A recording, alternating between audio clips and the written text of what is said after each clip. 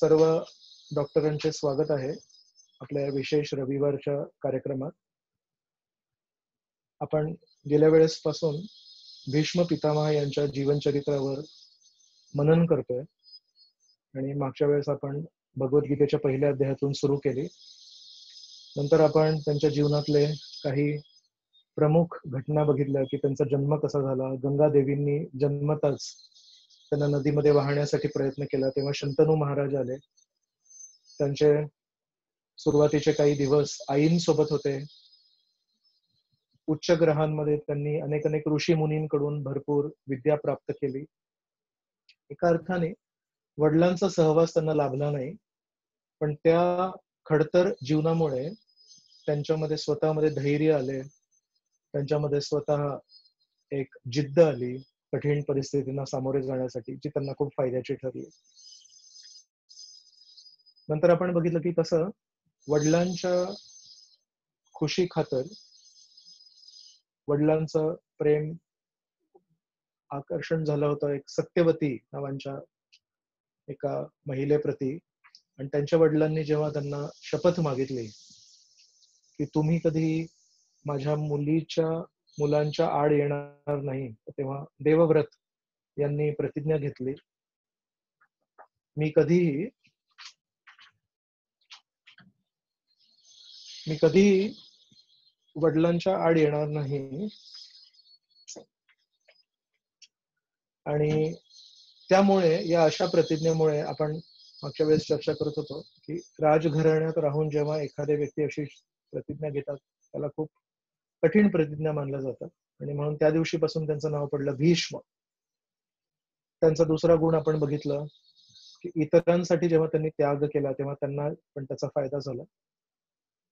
When we were discussing about his responsibility towards his brother, and then for his brother Vichitravirya, Kashi राजांच्या 3 मुली अंबा, अंबिका आणि अंबालिका त्यांना त्यांनी हस्तिनापूरमध्ये आणलं.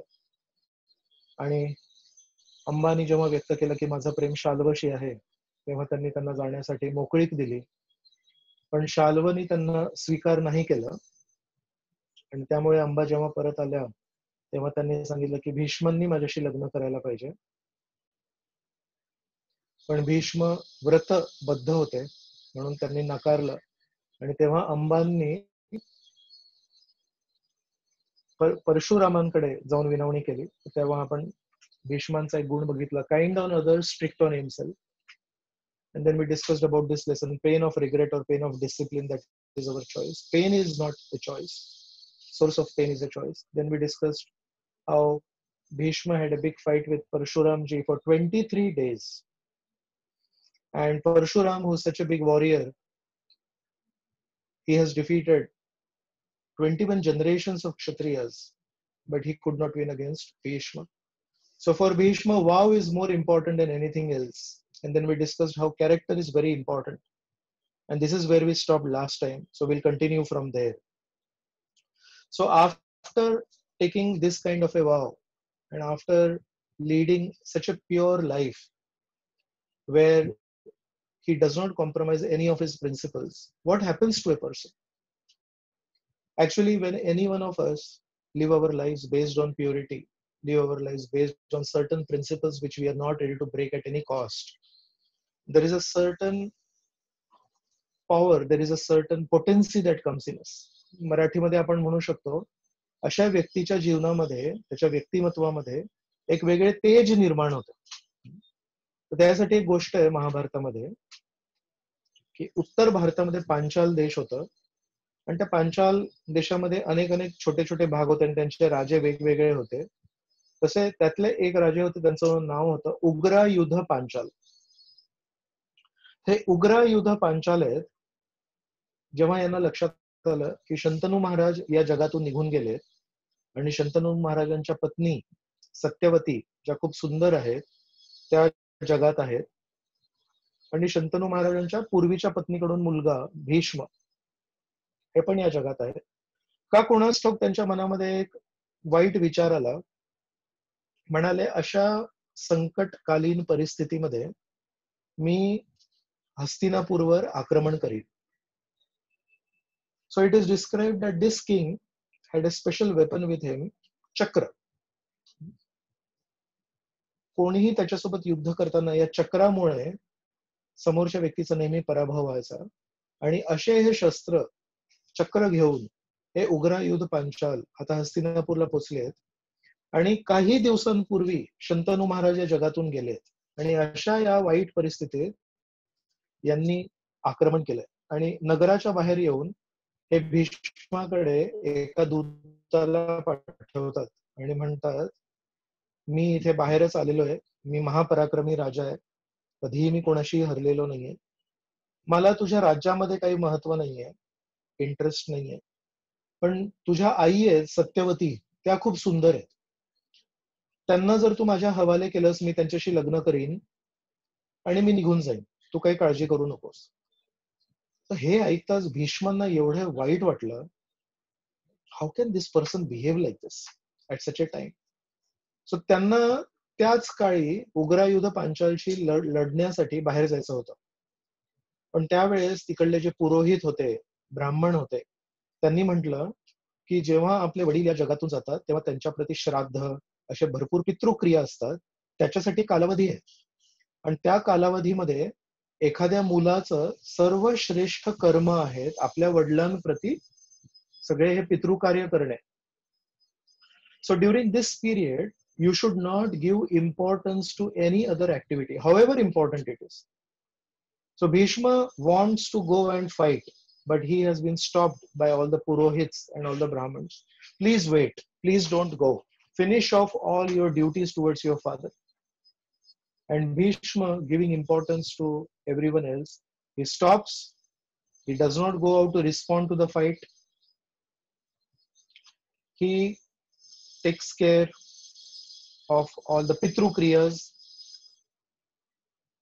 बाहेर उग्रायुध पांचाल आहे, त्याला असं वाटतं की हा घाबरला की काय, पण तरी पण तो विचार करतो की या अपवित्र काळात जेव्हा कोणीतरी या जगातून गेले, या अपवित्र काळामध्ये याच्याशी लढण्यामध्येही मला काही इंटरेस्ट नाही. तर उग्रायुध पांचाल हे बाहेर वाट बघतायत यांच्या पितृक्रिया कधी समाप्त होत आहेत. आणि भीष्मांनी पण आपल्या वडिलांप्रती आदर होता, प्रेम होता, त्याच्या अनुसार he finished off all his duties towards his father, and then after everything is completed, he rises and he goes for a fight. And seeing that Bhishma has come, Ugrayudha Panchal, he sends his chakra to hurt Bhishma. But Bhishma is such a pure person. He has never ever experienced selfishness in his life. And because of his high stature and because of his high purity, that chakra is basically unable to even hurt Bhishma. And Bhishma immediately kills Ugrayudha Panchal. So this is the major glory of Bhishma. In no situation anybody ever can defeat him. He is almost indefeatable, and on top of it, he has a boon that he is almost immortal because he can choose the time of his death. So such a person, in Srimad Bhagavatam, in one place, it is mentioned that Bhishma is almost like a big, huge fish. परीक्षित महाराजांचं जेव्हा वर्णन येतं त्याच्यामध्ये असं लिहिलंय, परीक्षित महाराज आपल्या पूर्वजांना आठवण करत असतात. त्यांचे आजोबा आहेत अर्जुन आणि त्यांचे वडील आहेत अभिमन्यू, जे या जगातून निघून गेले. तर म्हणतात श्रीकृष्णांनी जेव्हा माझ्या आजोबांना शरण दिली, तेव्हा श्रीकृष्णांच्या कृपेमुळे माझे आजोबा हे कौरव सैन्य सागर, ते म्हणतात कौरवाचं सैन्य होतं, एका सागराप्रमाणे होतं. त्या सागरामध्ये मोठे मोठे मासे होते जे कोणाला कधीही गिळू शकतात. स्वतः स्क्रीनवर एक खूप मोठा मासा आहे, त्याला म्हणतात शार्क वेल म्हणतात. आणि आपण बघू शकतो चुकीने एक माणूस पोहतोय समुद्रामध्ये आणि त्याला माहितीही नाही की त्याच्या मागे एवढा मोठा मासा आहे. So basically you cannot fight against such a fish. So similarly Bhishma is one such person who can swallow anybody, who can just gulp anybody and you won't understand. But this is not just a physical reality, this is a war reality. So असे हे भीष्म झालेत जे कोणाशीही लढू शकतात आणि कोणालाही कधीही समाप्त करू शकतात आणि कोणीही त्यांच्याशी जिंकू शकत नाही. पण असं म्हणतात की कधी कधी सर्कसमध्ये एका हत्तीला बांधून ठेवलेलं असतं आणि त्याच्या हत्तीच्या पायामध्ये जी साखळी असते ना, ती खूप साधारण साखळी असते. तर असं का बरं होतं?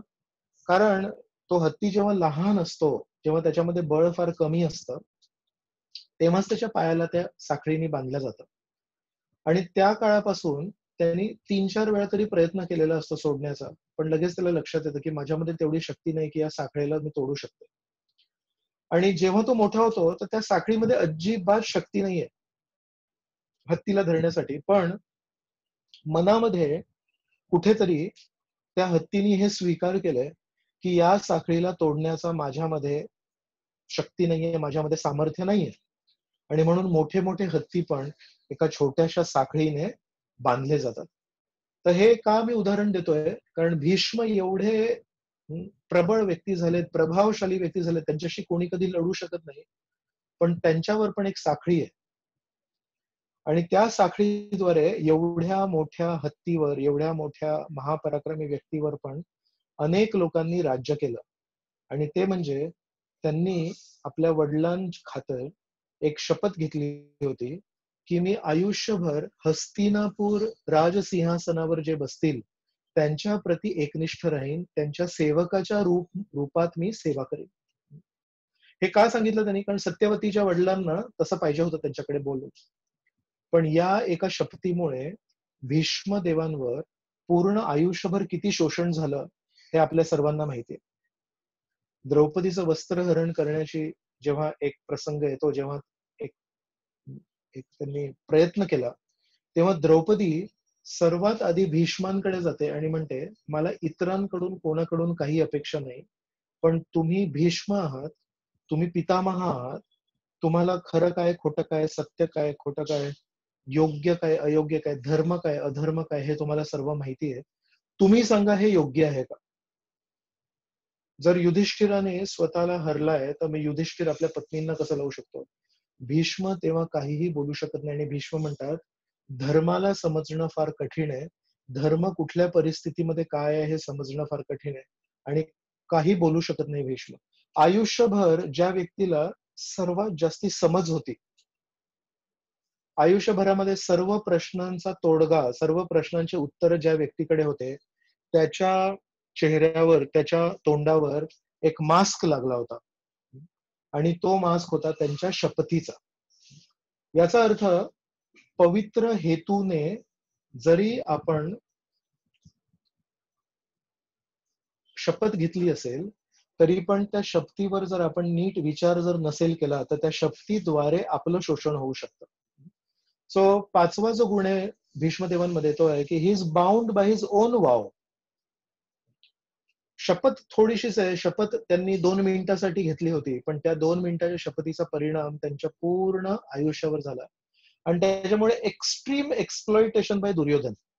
दुर्योधनाने कोणाकोणाचं शोषण केलंय? भीष्मदेवांचं शोषण केलं त्यांच्या शपथीवरून. तर जेव्हा केव्हा भीष्मांनी दुर्योधनाविरुद्ध काही बोललं, तेव्हा तेव्हा दुर्योधनने त्यांना आठवण करून दिली, भीष्म पितामह, तुम्हाला आठवतंय तुम्ही काय शपथ घेतलीये? तुम्ही शपथ घेतली आहे की तुम्ही हस्तिनापुराच्या विरुद्ध कधीही काही करणार नाही, कधी बोलणार नाही. द्रोणाचार्यासारखे श्रेष्ठ ब्राह्मण आहेत. असं म्हणतात, महाभारतामध्ये सांगितलंय की देवांचे गुरु आहेत बृहस्पती. बृहस्पतीचे एक अंश या लीलेत जेव्हा प्रवेश केले, तेव्हा द्रोणाचार्यांच्या रूपात त्यांनी प्रवेश केला. तर बृहस्पतींचे अंश आहे. त्यांनाही माहिती काय योग्य आहे, पण त्यांचं पण शोषण केलं दुर्योधनाने. आपल्या वडिलांचं शोषण केलं, आपल्या भावांचं शोषण केलं, कर्णासारख्या एका मित्रप्रधान व्यक्तीचं शोषण केलं. तर या सर्वांमध्ये एकेका व्यक्तीमध्ये चांगले गुण आहेत. एका वडिलांचा आपल्या पुत्राप्रती असणारं स्नेह हे त्यांचं चांगलं गुण आहे.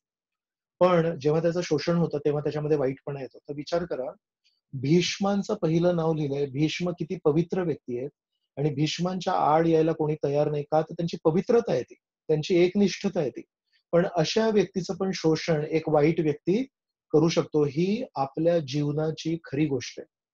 म्हणून आपल्याला हे लक्षात ठेवायला पाहिजे की आपण आपल्या आयुष्यामध्ये कधी कधी शपथ घेतली, तर ती शपथ घेताना हा विचार करायला गरजेचं आहे की याचं पुढे काही शोषण होऊ शकतं का.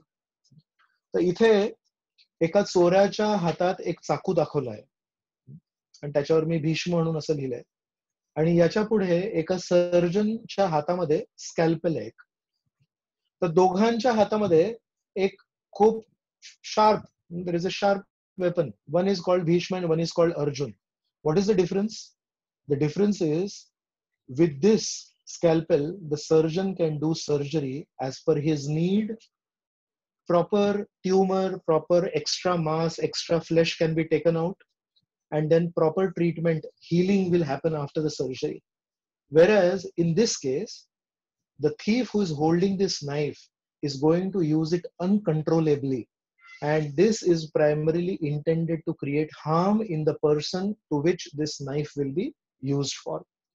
So in one situation, this sharp object will be used to harm people, and in one situation, this same sharp object is going to be used to help people. So आपण पण जर चांगले व्यक्ती असू तर आपण पण या चाकू सारखे आहोत. आपला वापर इतर कोणीतरी करू शकतं. आणि प्रत्येक चांगला गुण असणारा व्यक्ती या स्लाइड कडून शिकू शकतो की मी त्या स्कॅल्पेल सारखा वापरला जाऊ शकतो किंवा मी त्या चाकू सारखा वापरला जाऊ शकतो. चाकूद्वारे लोकांचं शोषण होईल, लोकांना त्रास होईल, आणि स्कॅल्पेलद्वारे सर्जरी होईल आणि लोकांचं कल्याण होईल. सो आपल्या सर्वांच्या जीवनामध्ये आपल्याकडे एक चॉईस आहे. आपल्याला एका सर्जनच्या हातामध्ये स्कॅल्पेल व्हायचंय की आपल्याला एका चोराच्या हातामध्ये एक चाकू म्हणून यायचंय. So lesson 4 for all of us is, often the worst enemy of better is good. What does this mean? Today I am doing good. Today everything in my life is doing good. But to rise to another level of better, what is needed is I need to improve myself. I need to raise my perspective. मला दृष्टिकोन बदलायला लागेल. अनेक वेळा जर सर्व काही चांगलं चालू असेल, तिथून वर गेल्यावर अजून चांगलं होऊ शकतं. So good is level 1 and better is level 2. But to go from good to better, I will have to leave good. And good is comfortable, but better is going to be more comfortable. So अनेक वेळा आपण आपल्या तथाकथित success, आपण आपल्या तथाकथित यशामध्ये एवढे फसतो, एवढे अडकतो की जर आपल्याला कोणी सांगितलं तुम्ही आता यशस्वी आहात, पण तुम्ही जर थोडे कष्ट केले, तुम्ही जर दृष्टिकोन बदलला, तर तुम्ही याहून अधिक यश प्राप्त कराल. You will become better. Right now you are good, but that resistance to leave good, to leave my comfortable situation and rise to another level is too much. And that's why many people, they get attached to their comfortable good and they refuse to rise to another level which is better. तर भीष्मांनी खूप मोठी प्रतिज्ञा घेतली आहे, जी खूप कठीण प्रतिज्ञा आहे, त्याच्यामुळे त्यांच्यामध्ये खूप पवित्रता आहे. But if he would have thought over it, माझी पवित्रता, माझं पावित्र्य याचं शोषण होत आहे. How can a person like Duryodhana, who is my junior, exploit me? माझं शोषण होत असताना चांगला गुण का होईना, पण चांगल्या गुणाचं शोषण होत असेल तर ते शेवटी वाईटच झालं. आणि विशेष म्हणजे जर पांडवांसारख्या चांगल्या धार्मिक लोकांचं वाईट होत असेल, Bhishma should have given up his vow. भीष्मांनी स्वतःची प्रतिज्ञा सोडायला पाहिजे होती. पण म्हणतात ना, वचनबद्धता हा चांगला गुण मानला जातो, पण त्या चांगल्या गुणाचा वापर जर एक चोर करत असेल तर मग लोकांना त्रास होतो, समाजाला त्रास होतो. हे आपण याच्यातून शिकू शकतो. Will go ahead. Final responsibility discussion 3. Okay, तर हा प्रसंग आहे एक 9व्या दिवशी महाभारताचं युद्ध हे 18 दिवस चाललं. So on the 9th day, Duryodhan goes to Bhishma and he accuses Bhishma. Bhishma, I don't think you are really fighting seriously. I know you have a lot of affection for the Pandavas and that's why you're not fighting seriously. Now, for a warrior like Bhishma, who has taken a vow of loyalty to the Kauravas and to the Hastinapur throne, this allegation is too much for him to digest. So he says, don't even dare speak like this. I am fighting with all my might. I'll give you some proof of this. 5 बाण हातात घेतात आणि दुर्योधनाला देतात आणि म्हणतात, ह्या 5 बाणांनी मी उद्या सर्व पांडवांना नष्ट करणार आहे. If you don't believe me, you keep these 5 arrows with you. Next day morning, you hand me over these 5 arrows. Tomorrow is the end of all the 5 Pandavas. Now, Krishna knows this. So Krishna tells Arjun, do you remember one time you saved Duryodhan from the Gandharvas? गंधर्वांनी एकदा आक्रमण केलं होतं, तेव्हा दुर्योधनाला बंदिस्त केलं होतं. तेव्हा अर्जुन आणि भीमानी जाऊन दुर्योधनाला वाचवलं होतं. Yes, I remember. That time Duryodhan had promised you one benediction. This is a good time to ask him. Okay. Arjun does not know what is happening, but he wants to follow Krishna. So, रात्रीच्या वेळी दुर्योधनाच्या तंबूमध्ये अर्जुन पोचतात आणि अर्जुन म्हणतात, तुला आठवतं त्या काळी तू मला एक वरदान दिलं होतंस, ते मला आज मागायचंय. होय. तुझ्याकडे जे 5 बाण आहेत ना, ते मला दे. दुर्योधन म्हणतात, याला कोणी सांगितलं 5 बाणांबद्दल? उद्या याचा मृत्यू होता या 5 बाणांमुळे. पण त्यांनी वरदान दिलं होतं, तर त्याला ते द्यायला लागले. तर त्यांनी 5 बाण अर्जुनाला दिले. अर्जुनाला काहीच माहिती नाही याच्या मागची काय स्टोरी आहे. पण श्रीकृष्णांनी जे सांगितलं ते केलं त्यांनी. 5 बाण घेऊन गेले. दुसऱ्या दिवशी सकाळी भीष्म म्हणतात, can you give me those 5 arrows? I am going to finish the Pandavas today. Duryodhan says, yesterday night, out of the blue, Arjun came to me and he asked me for those 5 arrows. Arjun! Who told Arjun this? I never told to anybody. But if Arjun is involved, then another person is involved. That is Krishna. So Bhishma, that day, he says, I have taken a vow that I was going to kill the 5 Pandavas on the 10th day of the battle. Now I am going to do this, that Krishna has also taken a vow that he will never lift a weapon during the war of Mahabharat. I will make sure that he lifts his weapons. जर त्यांनी माझी शपथ तोडली आणि मी भीष्म आहे, मी आता त्यांची शपथ त्यांना तोडायला लावतो. That day, Bhishma put all his energy only on one person, that is Arjun. And there was a fierce fight between Bhishma and Arjun. And there was a point where Arjun's all weapons were gone. And one last arrow from Bhishma would have finished Arjun. So this is the intention of Bhishma.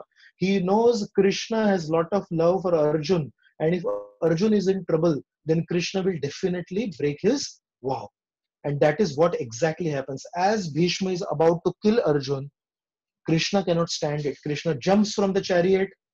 खाली बघतात कुठे काही आहे का, तिथे एक तुटलेलं रथ असतं, त्या रथाचा चाक असतं, आणि त्या रथाच्या चाकाला आपल्या बोटावर घेतात आणि भीष्मांवर आक्रमण करण्यासाठी धावत येतात.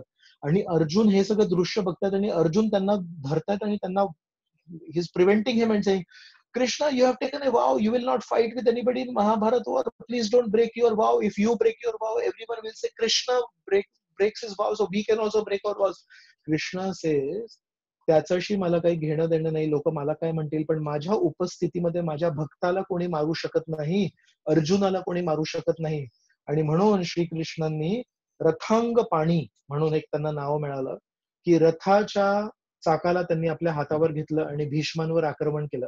आणि या दृश्यामध्ये तुम्ही बघू शकता की भीष्मांचं रूप कसं आहे. Bhishma is no longer fighting. Bhishma no longer has any weapons with him. He is just ready welcoming Krishna and he wants to be attacked by Krishna. So या दृश्यामध्ये एक फार मोठी गोष्ट बाहेर पडते की भीष्मांच्या हृदयामध्ये श्रीकृष्णांप्रती जी आदर होता, जी भक्ती होती, ती या दृश्यामध्ये प्रदर्शित होते. आतापर्यंत सगळ्यांना वाटत होतं की भीष्म हे धर्माचे शत्रू आहेत आणि हे दुसऱ्या बाजूने लढतायत, म्हणजे हे श्रीकृष्णांच्या विरुद्ध दिशेने लढतायत, याचा अर्थ हे श्रीकृष्णांच्या विरुद्ध आहेत. पण या एका घटनेमध्ये जेव्हा ते पूर्ण शस्त्र सोडून देतात आणि म्हणतात, श्रीकृष्ण, तुमच्याद्वारे जर माझा वध झाला तर याच्यापेक्षा सौभाग्य काय असेल, अशा प्रकारे ते त्यांचं स्वतःच एक भक्तिभाव दर्शवतात. आणि आपल्याला एक शिकवण देतात त्याच्यामध्ये की श्रीकृष्ण हे जरी परमेश्वर असले तरी श्रीकृष्ण हे प्रत्येक भक्ताच्या भावनेला प्रतिसाद देण्यामध्ये खूप खूप उत्कृष्ट भूमिका निभावतात. So who is Shrikrishna? The supreme lord is a person. The Supreme Lord is not an energy. The Supreme Lord is not light. The Supreme Lord is not love. Sometimes some people define the Supreme Lord in these ways. Actually, according to the Mahabharata, according to Ramayana, according to Bhagavad Gita, the Supreme Lord is a person. परम परमेश्वर हे एक व्यक्ती आहेत आणि या व्यक्तींचा सगळ्यात मोठा गुण काय, जर आपण त्यांच्याशी प्रेम केलं तर परमेश्वरही आपल्याशी प्रेम करतात. जर आपण परमेश्वराप्रती प्रामाणिक राहिलो तर परमेश्वरही आपल्याप्रती प्रामाणिक राहतात. आणि जर आपण परमेश्वराला फसवण्याचा प्रयत्न केला तर परमेश्वर हे देखील आपल्याला नक्की फसवतील. तर कारण भीष्मांनी त्यांची प्रतिज्ञा मोडली श्रीकृष्णांच्या त्या त्या कृतीमुळे, की अर्ध्या रात्री त्यांनी अर्जुनाला दुर्योधनाकडे पाठवलं. तर भीष्मांनी पण प्रतिज्ञा घेतली की मी श्रीकृष्णांचं व्रत तोडणार. आणि श्रीकृष्णांनी आपल्या भक्ताची रक्षा करण्यासाठी विचार करा स्वतःचं व्रत तोडलं.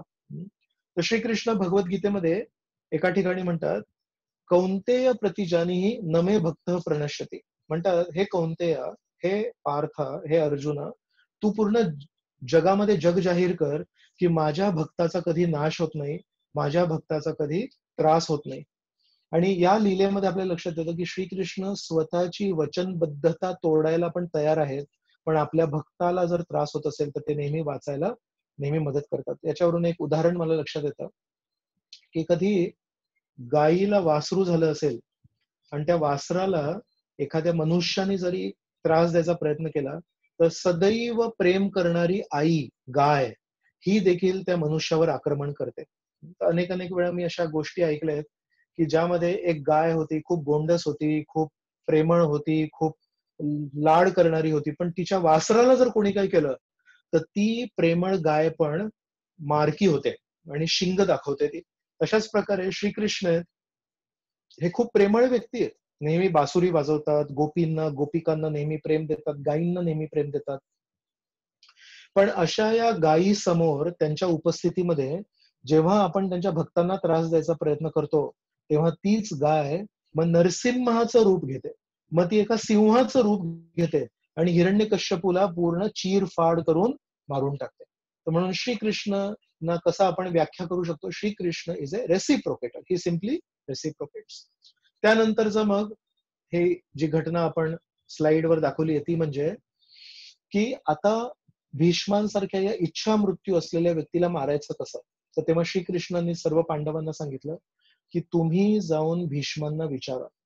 आणि जेव्हा भीष्मांना त्यांनी आदरपूर्वक एक श्रेष्ठ योद्धा म्हणून, एक श्रेष्ठ परिवारातले पितामहा म्हणून विचारणा केली तेव्हा भीष्मांनीच सांगितलं, मी एक वचन घेतलंय की मी एका महिलेशी कधी लढणार नाही. आणि तुमच्या बाजूला जे शिखंडी आहेत ते पूर्वीच्या जन्मातले अंबा आहेत. तर त्यांना जर तुम्ही पुढे केलं तर मी त्यांच्याशी कधीच लढू शकत नाही. त्यांना जर तुम्ही पुढे केलं तर मला तुम्ही मारू शकता. आणि त्यांच्याच मार्गदर्शनानुसार अर्जुनाने त्या दिवशी 10व्या दिवशी आपल्या रथावर शिखंडीला ठेवलं. आणि शिखंडीला बघताच भीष्मांनी व्रत घेतलं होतं, त्यांनी लढणार नाहीत, ते काही बाण मारणार नाहीत. आणि शिखंडीला बाजूला ठेवून अर्जुनाने मग एक एक एक बाण मारलेत. आणि भीष्मांना शरशय्या, शरशय्या म्हणजे बाणांच्या एका शय्या, बाणांच्या एका बिछाण्यावर झोपवलं. तर असं अनेक वेळा रामायणामध्ये आणि महाभारतामध्ये येतं की जेव्हा देवी देवता पृथ्वी लोकावर येतात तेव्हा कधीही पृथ्वीला स्पर्श करत नाहीत. कारण त्यांना असं वाटतं की हे जे लोक आहे हे मर्त्य लोक आहे, याच्यामध्ये मृत्यू होतो. देवता लोकांमध्ये असं म्हणतात अमरत्व आहे. तर या देवतांना आपल्या पृथ्वी लोकावर स्पर्श करण्यासाठी कमीपणा वाटतो. तशाच प्रकारे हे जे भीष्म आहेत ज्यांनी पूर्ण जीवन पवित्र पद्धतीने जगलेत, इतरांच्या समर्पणामध्ये जगलेत, जरी त्यांचं शोषण झालंय तरी पण त्यांनी ते सर्व सहन केलंय. तर बघा परमेश्वरांनी त्यांच्यासाठी काय अरेंजमेंट केली की शेवटच्या क्षणी जे काही मोजका वेळ आहे जेव्हा त्यांना या जगातून जायचंय तेव्हा एका देवी किंवा देवतासारखं त्यांचा स्पर्श पृथ्वीला नाही होऊ दिला. पवित्र व्यक्ती आहेत ना, श्रेष्ठ व्यक्ती आहेत, तर त्यांच्यासाठी ही अरेंजमेंट केली. आणि तुमच्या स्क्रीनवरच्या चित्रामध्ये तुम्ही बघू शकता की सर्व 5 पांडव किती नटून थटून आलेत. तर भागवतामध्ये, श्रीमद भागवतामध्ये पहिल्या स्कंदामध्ये 9व्या अध्यायामध्ये सांगितलंय की भीष्मांना जेव्हा युद्ध समाप्त झालं पण त्यांनी प्राण त्यागले नव्हते, कारण त्यांना आयुष्यभर जे काही शोषण त्यांनी सहन केलंय त्याच्या मागे त्यांचा एक हेतू होता. त्यांना बघायचं होतं की धर्माचा विजय कसा होता. जर तुम्हाला लक्षात असेल तर मी तुम्हाला सांगितलंय की कसं भीष्मांना योग्य अयोग्य धर्म अधर्माची ओळख आहे. म्हणून वचनबद्धता आहे म्हणून या एका श्रेष्ठ हत्तीला दुर्योधनाने बांधून ठेवलंय, पण याचा अर्थ नाही की त्यांना ती समज नाहीये. म्हणून आयुष्यभर त्यांच्या मनात एकच प्रार्थना होती की श्रीकृष्णांची इच्छापूर्ती होऊ दे, धर्माची स्थापना होऊ दे, पांडव हे पृथ्वीचे राजे होऊ दे. आणि म्हणून जरी 10व्या दिवशी त्यांना पाडलंय अर्जुनाने, तरी पण पुढचे 8 दिवस हे भीष्मदेव कुरुक्षेत्रावर या बाणांच्या बिछाण्यावर झोपून राहिले आणि त्यांनी प्राण नाही त्यागले. त्यांना निकाल बघायचा होता. आणि निकाल काय लागला की पांडव जिंकले, दुर्योधन, दुःशासन, कर्ण, अश्वत्थामा, द्रोणाचार्य हे सर्व मरण पावले. त्यामुळे श्रीकृष्णांनी पांडवांना विनंती केली की आता आपण भीष्मांचं दर्शन घ्यायला जाऊया आणि भीष्मांना ही गोड बातमी सांगायला जाऊया, पण याच्यासाठी तुम्ही नटून थटून चला. तुम्ही सर्व तुमचे राज आभूषण घालून चला. साधारणतः आपण जर एखाद्या व्यक्तीला भेटायला जर जात असो हॉस्पिटलमध्ये आणि ते व्यक्ती जर जाणार असेल, आपण कधीही स्वतःची सजून जाणार नाही. आपण एकदम साधे कपडे घालून जाऊ, कारण दुःखमय परिस्थिती आहे. पण श्रीकृष्णांनी भीष्मांचं मन ओळखलं आणि त्यांना माहिती आहे की जर आपल्या नातूंना त्यांनी बघितलं की आता हे राजे झालेत, आता हे पराक्रमी झालेत, आता यांनी सर्व पृथ्वीवर विजय मिळवलाय, जाता जाता ज्याचं पूर्ण आयुष्यभर शोषण झालंय, जाता जाता काही क्षण तरी त्यांना आनंद मिळेल आणि सुखी होऊन या जगातून जातील की शेवटी धर्माची स्थापना झाली. आणि म्हणून श्रीकृष्णाने सर्व पांडवांना सांगितलं, तुम्ही तुमच्या घोड्यांना पण सजवा, रथांना सजवा आणि चांगल्या थाटाबाटात जा, जेणेकरून भीष्मांना आवडेल. आणि युद्ध समाप्त झाल्यानंतर युधिष्ठिराच्या मनामध्ये कुठेतरी एक विचार आला होता की काय मी हे युद्ध केलं ते माझ्या स्वार्थापोटी केलं? अनेक अनेक कोटी कोटी लोकांचा मृत्यू झाला, तो केवळ माझ्या स्वार्थासाठी झाला की मी राजसिंहासनावर बसायला पाहिजे?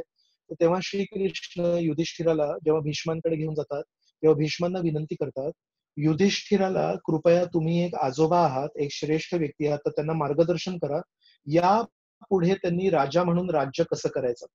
आणि तुम्हाला आश्चर्य होईल की महाभारतामध्ये सर्वात मोठा पर्व, 6 पर्व आहेत महाभारतामध्ये. सर्वात मोठा पर्व आहे शांती पर्व. शांती पर्व म्हणजे युद्ध समाप्त झाल्यानंतरचा पर्व आहे.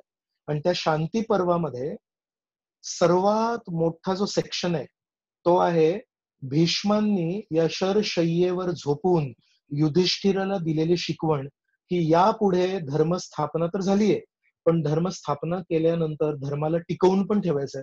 तर धर्म टिकवण्यासाठी एका राजाचा धर्म काय आहे, आपत्कालीन परिस्थितीमध्ये धर्म काय आहे, वेगवेगळ्या वर्णांचे धर्म काय आहेत, वेगवेगळ्या आश्रमांचे धर्म काय आहेत, स्त्री धर्म काय आहे, जाती धर्म काय आहे, कुल धर्म काय आहे, प्रत्येक व्यक्तीचा धर्म काय आहे, जेणेकरून पूर्ण समाज प्रत्येक आपापल्या पद्धतीने जर कर्तव्यशील राहिला तर पूर्ण समाज एकत्र कसा टिकून राहील.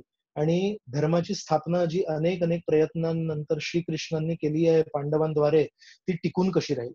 So the most amazing thing is, usually when some teacher is very healthy, he will go on speaking a lot and he has a lot of energy to speak. But usually the best teacher, sometimes when he gets exhausted or when he is not doing well, he's not keeping good health, he's sick, he cannot speak much. The most interesting thing about Bhishma is his whole life he kept quiet. But why did he kept quiet? He kept quiet because he was being abused by Duryodhan. Duryodhan त्यांना हातात धरून शोषण करतायत. So to cause minimum damage, Bhishma kept his mouth shut. But at the last few moments of his life, even though there is a description, there was not space for keeping one finger between two arrows.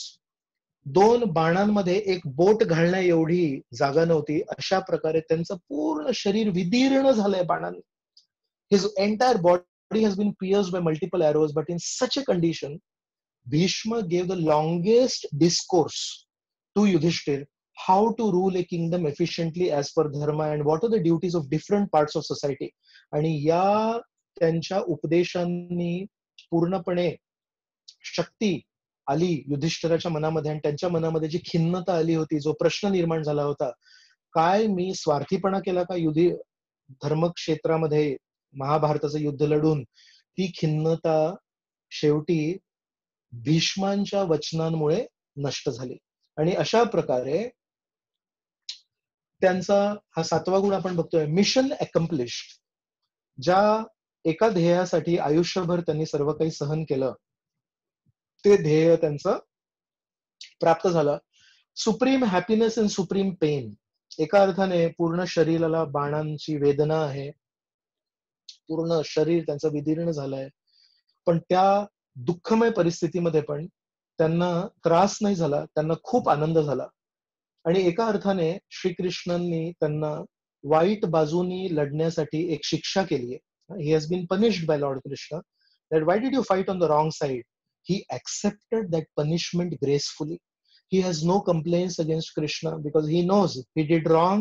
He was used by a wrong person for the wrong purpose. So he accepted it, but he was very happy that in the last few moments, he got to see the success of Yudhishthir. He got to see the success of the Pandavas. तर याच्यामध्ये आपल्यासाठी एक धडा काय आहे, कधी पण there is no such thing as eternal exploitation. आपण कधी कधी या जगामध्ये जेव्हा अन्याय बघतो, शोषण बघतो, तेव्हा आपण म्हणतो हे शोषण कधी थांबणार आहे का, हा अन्याय कधी थांबणार आहे का. ठीक आहे, असं होऊ शकतं की आपल्या डोळ्यासमोर नाही थांबणार, but in the Vedas it is mention सत्यमेव जयते. तर याला आपण संधी विच्छेद जर केला तर याला म्हणतात सत्यम एव जयते. सत्यम जयते म्हणजे the truth will win, but एव word means certainly, definitely. So Satyam eva jayate means the truth will definitely win. There is no choice. Many times what happens is we expect truth to win in our time frame. We want justice to be delivered in our time frame, but the people who have done injustice may be a little bit more powerful than people who want justice. In general, in this world, there is always a shortage of purity as compared to impurity. There is always a shortage of truth as compared to falsity. So many times it happens that in the war between justice and injustice, it appears to our eyes that injustice is winning. But if you give some time to justice, because justice is favored by God, dharma is favored by God, truth is favored by God, eventually, finally, truth will always win. Satyameva jayata. So there is no such thing as eternal injustice. There is no such thing as eternal adharma. And there is no such thing as eternal exploitation. So when the Mahabharata ended, two exploitation stopped.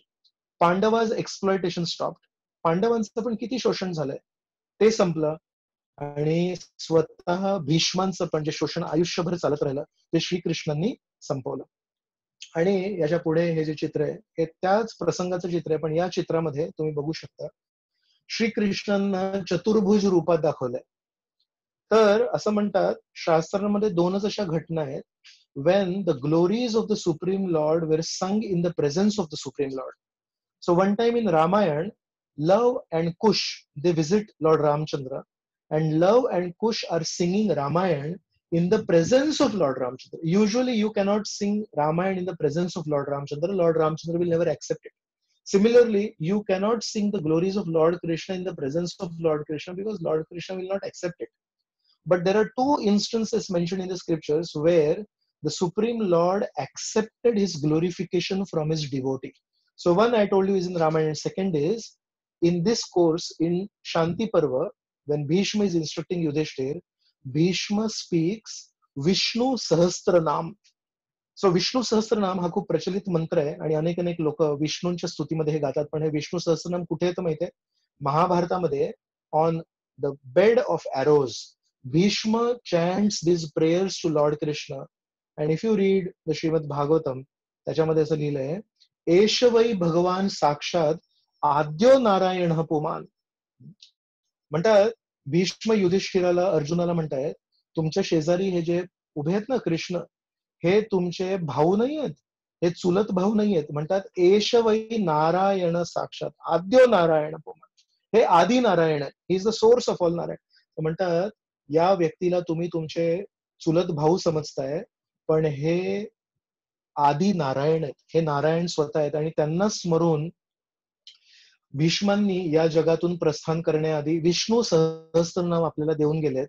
आणि त्यानंतर योग्य वेळी जेव्हा उत्तरायण सुरू झालं तेव्हा उच्च स्थानासाठी भीष्म श्रीकृष्णांवर स्मरण करता करता, श्रीकृष्णांना नामस्मरण करता करता, त्यांच्या दिव्य शरीरावर लक्ष केंद्रित करता करता या जगातून निघून गेले. So final blessings for everyone. विचार करा, या व्यक्तीचं जीवन काय आहे. यांनी पूर्ण आयुष्यामध्ये एक क्षण पण स्वतःसाठी नाही जगलाय.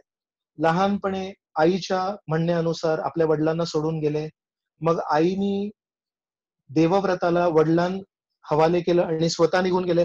तर कधी आईचा सहवास तेव्हा वडिलांचा सहवास नव्हता, जेव्हा वडिलांचा सहवास लाभला तेव्हा आईचा सहवास नव्हता. त्यानंतर सत्यवतीनी त्यांच्या वडिलांनी जेव्हा मागणी केली तेव्हा त्यांनी भीष्म प्रतिज्ञा घेतली की मी लग्न नाही करणार. आणि त्या दिवशीपासून त्यांचं जे शोषण सुरू झालं, धृतराष्ट्राने त्यांचं शोषण केलंय, अंबानी त्यांचं शोषण केलंय, दुर्योधनाने त्यांचं शोषण केलंय. आणि एवढं सगळं शोषण करता करता त्यांनी शेवटचे क्षण काय केले, इतरांना आशीर्वाद दिले. तुम्हा आम्हाला त्यांनी विष्णू सहस्त्रनाम देऊन गेलेत.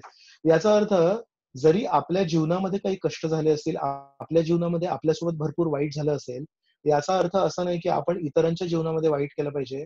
आपण इतरांना आशीर्वाद नक्की देऊ शकतो. आणि याच्यासाठी आपल्या स्वतःच्या जीवनामध्ये काय धडा आहे. अनेक वेळा जसं तुकाराम महाराजांचा एक अभंग आहे, याच साठी केला होता अट्टहास, शेवटचा दिस गोड व्हावा. म्हणतात याच्यासाठी केला होता अट्टहास. पूर्ण आयुष्यभर मी जे श्रम केले ते कशासाठी केले माहितीये, शेवटचा दिस गोड व्हावा. शेवटचा दिस गोड व्हावा म्हणजे शेवटच्या क्षणी काही जे आपल्याला क्षण असतात तेव्हा आपल्याला परमेश्वराची आठवण यायला पाहिजे. तर आपलं हे जीवन आहे हे पूर्णपणे सक्सेस, यशस्वी जीवन आहे. पण शेवटच्या क्षणी परमेश्वराची आठवण येण्यासाठी खूप मोठी मेहनत करायला लागेल, की आयुष्यभर आपल्याला तसं पवित्र जीवन जगायला लागेल तर शेवटच्या क्षणी आठवण येणार नाही. आपण काहीतरी दुसरंच आपल्या तोंडून शब्द निघू शकतो आणि परमेश्वराची आठवण नाही येणार. तर विचार करा, अनेक अनेक संत महात्मे आहेत, तुकाराम महाराज ते म्हणतात की भगवंतांचं स्मरण व्हायला पाहिजे शेवटच्या क्षणी. आणि भीष्मांना श्रीकृष्णांनी काय प्रतिसाद दिला. साधारणतः लोखंडाचे तुकडे हे लोह चुंबू दे get attracted to the magnet, चुंबकाकडे आकर्षित होतात. या एका घटनेमध्ये आपण बघतो की या लोखंडाच्या तुकड्यांनी आपलं जीवन असं समर्पित जगलंय, असं पवित्र जगलंय की लोह चुंबक हा त्या लोखंडाच्या तुकड्याकडे आकर्षित झाला. तर भीष्म तिथे असे पडलेले आहेत शरशय्येवर, बाणांच्या शय्येवर, पण त्यांना कुठे जावं नाही लागलं किंवा त्यांना श्रम नाही करावे लागले, डोळे बंद करून काहीतरी मंत्रजाप नाही करायला लागला. श्रीकृष्ण स्वतः त्यांच्या समोर आले आणि त्यांना संधी दिली, तुम्ही या जगातून प्रयाण करताना माझ्यावर मनन करू शकता, माझ्यावर स्मरण करू शकता आणि अशा प्रकारे तुमच्या जीवनाचा अंतही तुम्ही यशस्वी करू शकता. याचा अर्थ श्रीकृष्ण किती संवेदनशील आहेत बघा. आयुष्यभर त्यांच्या जीवनामध्ये जे काही घडलंय त्याला त्यांनी लक्ष केलं, त्याच्यानुसार त्यांना शिक्षा दिली, पण त्यांची आंतरिक भावना होती की मला हे जगाला सांगायचंय, जर माझ्यासारखा इच्छा मृत्यू प्राप्त असलेला व्यक्ती पण जर अधर्माकडून लढत असेल तर तरीही अधर्माची विजय होणार नाही, तरीही धर्माचीच विजय होईल. तर म्हणून गणिताच्या दृष्टीने जर आपण बघितलं तर कौरवांकडे 11 अक्षौहिणी सेना होती आणि पांडवांकडे 7 अक्षौहिणी सेना होती. तर महाभारताच्या युद्धामध्ये टोटल 18 अक्षौहिणी सेना होती. संख्येच्या दृष्टीने कौरवांची सेना ही खूप विशाल होती, पांडवांची सेना ही लहान होती. इथे भीष्म पितामह आहेत, इथे कोणी नाही आहेत. इथे द्रोणाचार्य गुरु आहेत, इथे कोणी नाही आहेत. इथे द्रोणाचार्यांचे सुपुत्र अश्वत्थामा आहेत, इथे कोणी नाहीत. इथे कर्ण आहेत, दुःशासन आहेत, शकुनी आहेत, कृपाचार्य आहेत. सगळे मोठे मोठे महारथी कौरवांच्या बाजूने लढतायत आणि पांडवांच्या बाजूने कोणी नाही लढत आहे. फक्त हे 5 पांडव आहेत आणि त्यांच्यासोबत असंख्य सैनिक आहेत. पण भीष्मांना श्रीकृष्णांच्या या नियोजनामध्ये भाग घ्यायचा होता आणि त्याच्यामध्ये एक सेवा करायची होती. जर भीष्मदेव धर्माच्या बाजूने लढले असते, श्रीकृष्णांच्या बाजूने लढले असते आणि विजय जर प्राप्त झाला असता पांडवांना, तर कोणी नंतर म्हटलं असतं आपल्यापैकी पांडवांना विजय का मिळाला माहितीये, कारण भीष्म इच्छा मृत्यू असलेले भीष्म हे त्यांच्या बाजूने लढले. तर भीष्म अधर्माच्या बाजूने का लढले, कारण त्यांना श्रीकृष्णांच्या त्या इच्छापूर्तीमध्ये स्वतःचा एक सहभाग करायचा होता, त्यांना एक सेवा करायची होती. बघा बघा लोकांनो, माझ्यासारखा इच्छा मृत्यू असलेला व्यक्ती पण जेव्हा अधर्माच्या बाजूने लढतो तेव्हा देखील त्या व्यक्तीचा पण नाश होतो आणि अधर्माचा देखील नाश होतो. याचा अर्थ धर्म हा अधर्मापेक्षा तत्वानुसार श्रेष्ठ आहे, ताकदीनुसार श्रेष्ठ नाही. या जगाचा नियम आहे की अधर्म हा धर्मापेक्षा ताकदीनुसार नेहमी श्रेष्ठ असतो, पण धर्म हा तत्वानुसार अधर्मापेक्षा श्रेष्ठ आहे आणि म्हणून धर्माची नेहमी विजय होणारच. अशा प्रकारे आपण बघतो की जे अधर्माचा पालन करतात त्यांचा नेहमी नाश होतो. श्रीकृष्णांनी ही प्रतिज्ञा घेतली आहे, यदा यदा ही धर्मस्य ग्लानिर्भवति भारत अभ्युत्थानम धर्मस्य तदात्मानं सुजाम्यहं परित्राणाय साधूनां विनाशाय च दुष्कृतां धर्म संस्थापनार्थाय संभवामी युगे युगे. असं नाही की द्वापर युगामध्ये ती गोष्ट होऊन गेली. आजच्याही काळामध्ये जर अधर्म वाढत असेल तर श्रीकृष्ण त्याचा नाश करण्यासाठी नक्की आपल्याला मदत करतील. तर खूप खूप धन्यवाद. अशा प्रकारे आपण भीष्मांच्या जीवनातून पण काही प्रसंग बघितले आणि त्याच्यातून काही आपण धडे बघितलेत. याच्या पुढे जर कोणाला काही प्रश्न असतील तर आपण प्रश्न घेऊ शकतो. तर मी एक फॅसिलिटी देतोय सगळ्यांना की तुम्ही स्वतःला अनम्यूट. हरे कृष्ण. हरे कृष्ण. हरे कृष्ण. होय होय. हा प्रभूजी, भीष्म हे दृढ निश्चयासाठी प्रसिद्ध म्हणजे भीष्म प्रतिज्ञा. तर कदाचित हे करताना त्यांचा मनोनिग्रहही असेल, पण बऱ्याचदा आपण बघतो ना की आपण एखादी गोष्ट डिटर्मिनेशन असेल तर बऱ्याचदा ऑपोजिट ह्याच्यामध्ये आपल्याला म्हणजे कुचंबणा पण होते. तर भीष्मदेवांकडून आपण कशा पद्धतीने शिकलं पाहिजे की दृढ निश्चयी राहणं. आणि दुसरी गोष्ट म्हणजे की दृढ निश्चयी तेवढे राहिले नसते तर कदाचित आपण चर्चा केली तशी पॉझिटिव्ह गोष्टी पण झाल्या असत्या कदाचित, की धर्माच्या बाजूनी ते लढू शकले असते किंवा काही. तर आपण आपल्या जीवनामध्ये ह्याचा बॅलन्स कसा करायचा? आपण आपल्या जीवनामध्ये एक गोष्ट करू शकतो की जरी आपण कुठली चांगली शपथ घेणार असू किंवा आपल्या मनामध्ये काहीतरी चांगलं करायची एक खूप मोठी इच्छा असेल, तर ती शपथ घेण्याआधी किंवा असा काही निर्णय घेण्याआधी आपल्यापेक्षा श्रेष्ठ जे लोक आहेत त्यांचं मार्गदर्शन आपण जर घेतलं तर आपण त्यांच्याकडून मार्गदर्शनानुसार योग्य अशी शपथ घेऊ शकतो, योग्य असा निर्णय घेऊ शकतो.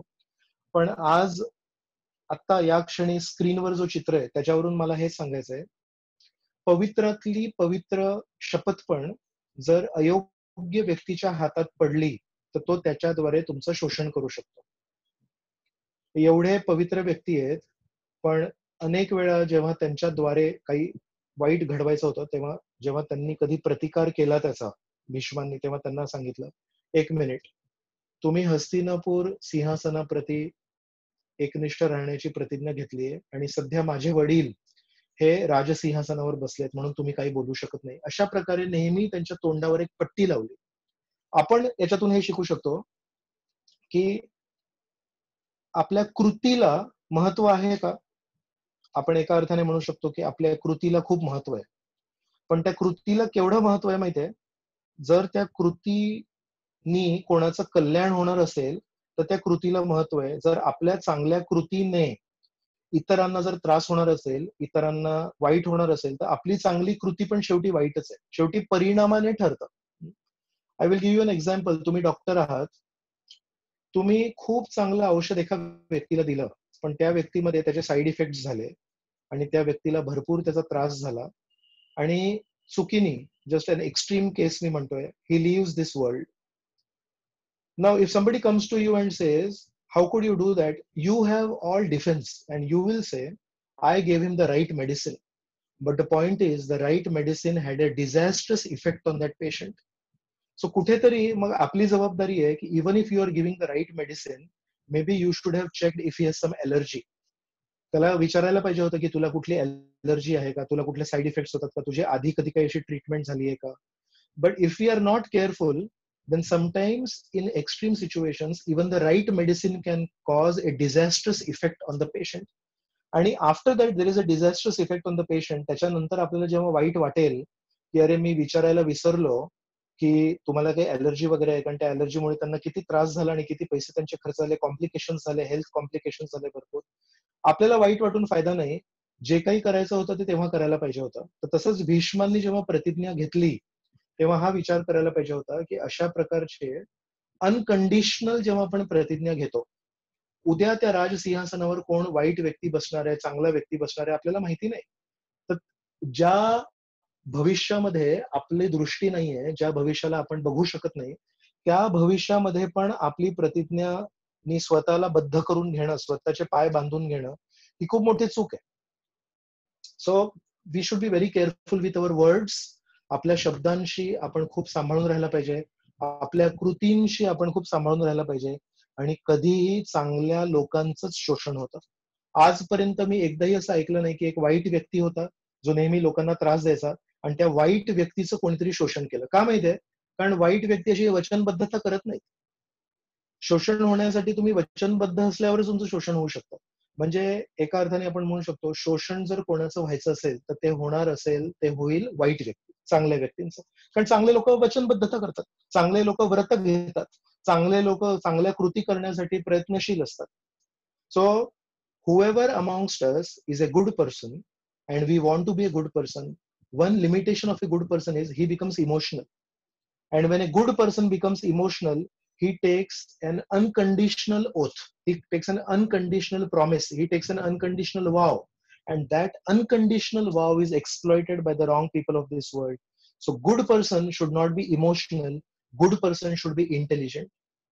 When a good person loses his intelligence and he becomes emotional, then he becomes a tool of exploitation by bad people. म्हणून चांगले लोक भावुक असतात आणि वाईट लोक बुद्धिमान असतात. आपल्याला चांगल्या व्यक्तीला बुद्धिमान बनायला लागेल आणि आपली भावुकता कमी करायला लागेल. तेव्हा कुठे आपण एक स्कॅल्पेल बनवू एका सर्जनच्या हातामध्ये, ना की आपण एक चाकू बनवू एका चोराच्या हातात. So we have to be careful with our vows, we have to be careful with our words, we have to be careful with our actions. Good people should be intelligent. They should use their words intelligently. This is my answer to your question. Thank you, Prajesh. धन्यवाद.